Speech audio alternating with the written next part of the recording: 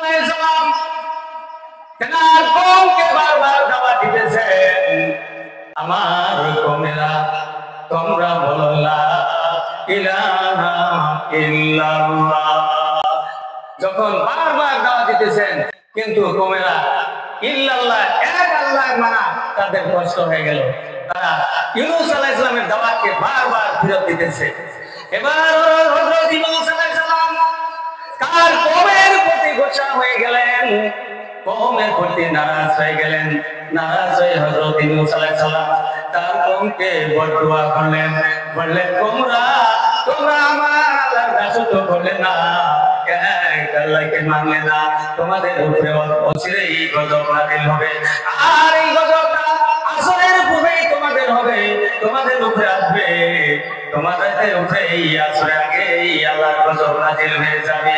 এই কথা বলে হযরত ইউনূস আলাইহিস সালাম তেনার এলাকা ছেড়ে, তেনার কওমকে ছেড়ে অন্য এলাকায় চলে গেল। চলতে চলতে দরিয়ার কিনারায় পৌঁছে গেল। ইতিমধ্যে তার কওমের মধ্যে গজব নাযিল হয়ে গেছে। হযরত ইউনূস আলাইহিস সালাম এই খবরটা জানলেন। জানার পরেও ইউনূস আলাইহিস সালাম তেনার কওমের খবর নিলেন না। এই জন্য আল্লাহ রাব্বুল আলামিন বড় নারাজ হয়ে গেলেন হযরত ইউনূস আলাইহিস সালামের উপরে। কারণ কওমের ভিতরে অনেক মানুষ মরে গেছিল, অনেক মানুষ ধনী হয়ে গেছিল, অনেক মানুষ অন্ধ হয়ে গেছিল। এর খবর না নেওয়ার জন্য হযরত ইউনূস আলাইহিস সালামের উপরে আল্লাহ রাব্বুল আলামিন নারাজ হয়ে গেলেন।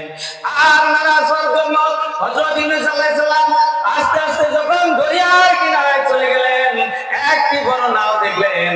ওই জাহাজের মধ্যে হযরত ইউনূস আলাইহিস সালাম উঠলেন। দরিয়ার মাঝখানে যখন গেল, আর নাও এদিকেও যায় না ওদিকেও যায় না। নায়ের মাঝিরা বলল নিশ্চয় নায়ের মধ্যে কোন পাপী বান্দা আছে। আর নায়ের মাঝিরা ওই মানুষগুলির নাম লিখে টস করলো। টস করার পরে হযরত ইউনূস আলাইহিস সালামের নাম উঠে গেল। যখন মাঝিরা টস করলো যে পাপীরা আছে একে নাই থেকে নামায় দেওয়া হবে, টস করার সঙ্গে সঙ্গে হযরত ইউনূস আলাইহিস সালামের নাম উঠে গেল।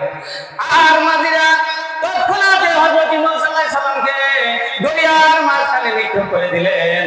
নিক্ষেপ করার সঙ্গে সঙ্গে বড় মাছ এসে হযরত ইউনূস আলাইহিস সালামকে খেয়ে ফেললেন। হযরত ইউনূস আলাইহিস সালাম যখন মাছটা খেয়ে ফেলল, অতল তলদেশে গভীর পানির তলে নিয়ে গেল। গভীর পানির তলে নিয়ে যাওয়ার পর হযরত ইউনূস আলাইহিস সালাম অন্ধকারের মধ্যে পড়ে গেলেন। হযরত ইউনূস আলাইহিস সালাম বললেন এখন তো আমার আর বাঁচার উপায় নাই। তখন উনি আল্লাহকে স্মরণ করলেন, লা ইলাহা ইল্লা আনতা সুবহানাকা ইন্নী কুনতু মিনাজ জালিমিন। আল্লাহকে স্মরণ করে বললেন, আরে রব্বুল আলামিন, তুমি পবিত্র আর আমি পাপী। তুমি ছাড়া আমার কোনো ইলাহ নাই। তুমি যদি আমাকে নাজাত না করে দাও, অবশ্যই আমি জালিমের মধ্যে ডুবে যাব, আর আমি এখান থেকে নিঃশেষ হয়ে যাব।